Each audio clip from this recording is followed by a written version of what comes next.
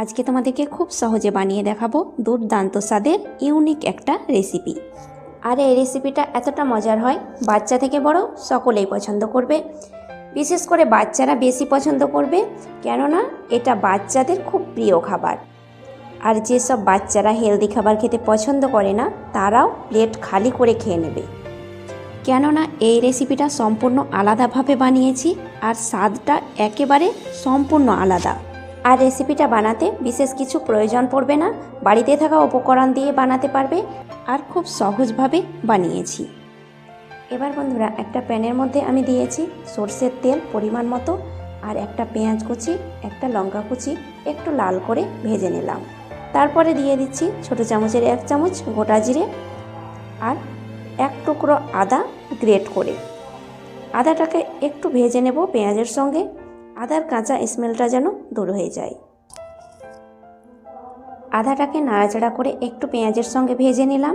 তারপরে বাকি উপকরণগুলো আমি অ্যাড করে দিচ্ছি এখানে আধা চামচ পরিমাণে হলুদ গুঁড়ো আর আধা চামচ পরিমাণে জিরে ভাজা গুঁড়ো।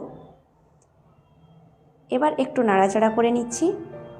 আর বন্ধুরা, এবার আমি পেঁয়াজটা একদম লাল হয়ে গেছে, সেই সময় আমি অ্যাড করে দিচ্ছি সেদ্ধ আলু।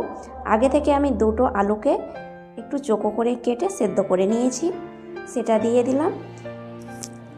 এবার বন্ধুরা, সেদ্ধ আলুটাকে একটু পেঁয়াজের সঙ্গে নাড়াচাড়া করে নিতে হবে। তারপরে আলুর মধ্যে দিয়ে দিচ্ছি স্বাদমতো লবণ। লবণটাকে একটু নাড়াচাড়া করে আলুর সঙ্গে মিশিয়ে নিলাম। তারপর আলুটাকে আমি ম্যাশ করে নেওয়ার জন্যে একটা ডাল ঘুটনি নিয়েছি, আর এইভাবে আলুটাকে আমি সম্পূর্ণ ভেঙে নিচ্ছি। আলুটাকে একদম পেস্ট করে নিতে হবে। আর দেখতেই পাচ্ছ বন্ধুরা, যেন আলুর মধ্যে গোটা ভাব না থাকে। সম্পূর্ণ আলুটাকে একদম আমি ভেঙে নিয়েছি। এবার একটু নাড়াচাড়া করে দিয়ে দিচ্ছি ওপরে কিছুটা ধনেপাতা কুচি। এই আলুর পুরের মধ্যে ধনেপাতার ফ্লেভারটা ভীষণই ভালো লাগে। আর বন্ধুরা দেখো, আলুর পুরটা প্যান থেকে ছেড়ে ছেড়ে আসছে আর অনেকটাই শক্ত হয়ে গেছে। সেই সময় আমি আরেকটা উপকরণ অ্যাড করে দিচ্ছি, আগে থেকে সেদ্ধ করে রাখা ম্যাগিটাকে আমি আগে থেকে সেদ্ধ করে নিয়েছিলাম। এবার আলুর মধ্যে দিয়ে দিচ্ছি। আর বাচ্চারা ম্যাগি খেতে ভীষণই পছন্দ করে। এবার ম্যাগির মধ্যে থাকা ম্যাগি মশলাটা দিয়ে দিচ্ছি। আর বন্ধুরা, এই ম্যাগি মশলাটা দেওয়ার পরে আলু আর ম্যাগিটা একসঙ্গে মিশিয়ে নিচ্ছি। বন্ধুরা, দারুণ লাগবে এই পুরটা খেতে, বাচ্চারা ভীষণই পছন্দ করবে এই মজার পুরটা। ছোট বড় সব বাচ্চার সব থেকে প্রিয় খাবার হচ্ছে এই ম্যাগি পাস্তা এগুলোই। এবার সম্পূর্ণ ম্যাগি মশলাটা দিয়ে দিলাম। খুব সুন্দরভাবে পুরটা রেডি হয়ে গেল। ম্যাগি আর আলুটা খুব ভালোভাবে একসঙ্গে মিশে গেছে।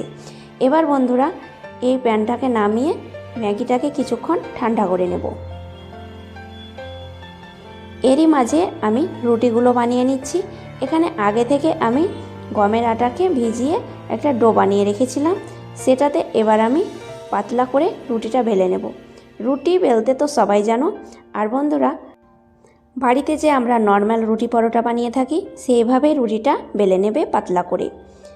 এবার রুটিটা বেলে নেওয়ার পরে সরাসরি আমি প্যানের মধ্যে দিয়ে দিলাম। তারপরে আরেক পাশ করে আমি ভালোভাবে রুটিটাকে ফুলকো করে একটু সেঁকে নেব। আর এই ভিডিওটা তোমাদের ভালো লেগে থাকলে অবশ্যই লাইক কমেন্ট শেয়ার করবে। আর নতুন বন্ধু যোগ হয়ে থাকলে চ্যানেলটাকে সাবস্ক্রাইব করতে কিন্তু ভুলবে না। এই রেসিপিটা তোমরা বাড়িতে বানিয়ে অবশ্যই আমাকে কিন্তু কমেন্ট করে জানাবে তোমাদের রেসিপিটা কেমন লেগেছে। এবার দেখো, 2 পাশ আমি ভালোভাবে উল্টে পাল্টে সেঁকে নিয়েছি আর খুব সুন্দরভাবে ফুলে গেছে রুটিটা। আর এইভাবেই বাকি রুটিগুলো আমি বানিয়ে নেব। এবার আমি একটা পেঁয়াজকে একটু লম্বা করে কেটে নিয়েছি, তার মধ্যে দিয়ে দিলাম আধা চামচ পরিমাণে লঙ্কা গুঁড়ো। লঙ্কাটাকে পেঁয়াজের সঙ্গে ভালোভাবে একটু মিশিয়ে নিচ্ছি। লঙ্কার পরিমাণটা তোমরা কম বেশি করে নেবে, ঝালটা যে যেমন খেতে পছন্দ করো। এবার বানানো রুটির মধ্যে আমি একটা রুটি নিয়ে তার মধ্যে দিয়ে দিলাম 1 চামচ পরিমাণে টমেটো সস। টমেটো সসটাকে চামচ দিয়ে ভালোভাবে অর্ধেকটাতে মাখিয়ে নেব। একদম পুরো রুটিটাতে টমেটো সসটা মাখাবে না, অর্ধেক রুটির মধ্যে টমেটো সসটা মাখিয়ে নেবে। এবার সসটা তোমরা একটু বেশি পছন্দ করলে আরও 1 চামচ বাড়িয়ে দিতে পারো। এবার আমি দিয়ে দিচ্ছি ম্যাগির পুর। এখানে যতটুকু পুর লাগবে আমি ভালোভাবে একটু ছড়িয়ে দেব। আমি 3 থেকে 4 চামচ পরিমাণে পুরটা দিয়ে দিচ্ছি। আর বন্ধুরা ভালোভাবে অর্ধেক রুটির মধ্যে পুরটাকে দিয়ে দিতে হবে। এবার যে পেঁয়াজটাকে লঙ্কা মেখে রেখেছিলাম সেই পেঁয়াজের কিছু কুচি দিয়ে দিচ্ছি। এই পেঁয়াজটা ম্যাগির ওপরে দিলে খেতে দারুণ ভালো লাগে বন্ধুরা, বড়রা ভীষণই পছন্দ করবে। এবার 1 চামচ পরিমাণে আবারও টমেটো সস দিয়ে দিচ্ছি। এবার কিভাবে ভাঁজ করে নিচ্ছি দেখো, অর্ধেকে আমি সমস্ত উপকরণ দিয়েছি আর অর্ধেকটাকে আর এক পাশ করে ভাঁজ করে দিলাম। তারপরে হাত দিয়ে একটু চেপে চেপে নেবে। এবার আমি একটা থালার মধ্যে রেখে দিচ্ছি। আবারও আমি আরেকটা রেডি করে নিচ্ছি একইভাবে। প্রথমে সস দিয়ে দিলাম, তারপরে ম্যাগির পুরটা দিয়ে দিচ্ছি একটু ছড়িয়ে। আর ম্যাগির পুরটা এইরকমভাবে একটু ছড়িয়ে ছিটিয়ে দেবে। তারপরে ওপরে পেঁয়াজ কুচি। পেঁয়াজটাকে পছন্দ না করলে বাদ দিয়েও বানিয়ে নিতে পারো। পেঁয়াজটা দেওয়ার পরে আবারও 1 চামচ মতো টমেটো সস দিয়ে দিলাম। তারপর আরেক পাশ করে ভাঁজ করে দিচ্ছি। আর তোমরা এমনভাবে পুরটাকে দেবে যেন অর্ধেক রুটির মধ্যে পুরটা থাকে। দেখো খুব সুন্দরভাবে আবারও আমি একটা রেডি করে নিলাম।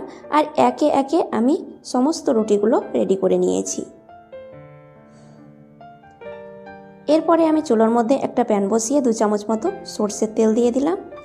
তেলটাকে একটু খুন্তি দিয়ে ভালোভাবে চারিপাশে একটু ছড়িয়ে নেব। আর এই রেসিপিটা বানাতে তেলের পরিমাণ খুবই কম লাগে। এবার বন্ধুরা তেলটা গরম হয়ে গেছে।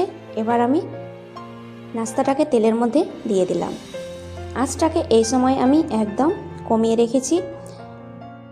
নাস্তাটাকে প্যানের মধ্যে দেওয়ার পরে একটু খুন্তি দিয়ে এইভাবে চেপে চেপে দেবে যেন ওপরের লেয়ারটা খসে না যায় আর ভিতরের পুরগুলো যেন বাইরে না বেরিয়ে আসে। এবার 2টো খুন্তি তোমরা অবশ্যই ব্যবহার করবে। 2টো খুন্তি দিয়ে আর এক পাশ করে দেবে। দেখো খুব সুন্দরভাবে এক পাশ ভাজা হয়ে গেছে। এবার আমি এই পাশটাকেও খুব সুন্দরভাবে ভেজে নেব। আর 2 পাশ একটু উল্টে পাল্টে ভেজে নিতে হবে, তাহলে নাস্তাটা খুব মুচমুচে হবে আর খেতে ভীষণই ভালো লাগবে। 2 পাশ আমি ভেজে নিয়েছি ভালোভাবে। এবার উঠিয়ে নিচ্ছি। আর বন্ধুরা এই নাস্তাগুলো আমি পরপর একইভাবে ভেজে নিয়েছি। তাহলে বন্ধুরা মাঝে মধ্যে এই নাস্তাটা বানিয়ে তোমরা বাচ্চাদের টিফিন বক্সেও দিতে পারো। হেলদি একটা রেসিপি, বাচ্চাদেরকে দেবে, তারা পেট ভরে খাবে। আর এটা খেতে দারুণই মজার হয়। একবার খেলে তোমরা বারবার বানিয়ে খাবে, এতটাই টেস্টি হয়। তাহলে আজ এই পর্যন্তই। আবার আসবো নতুন রেসিপি নিয়ে। ধন্যবাদ।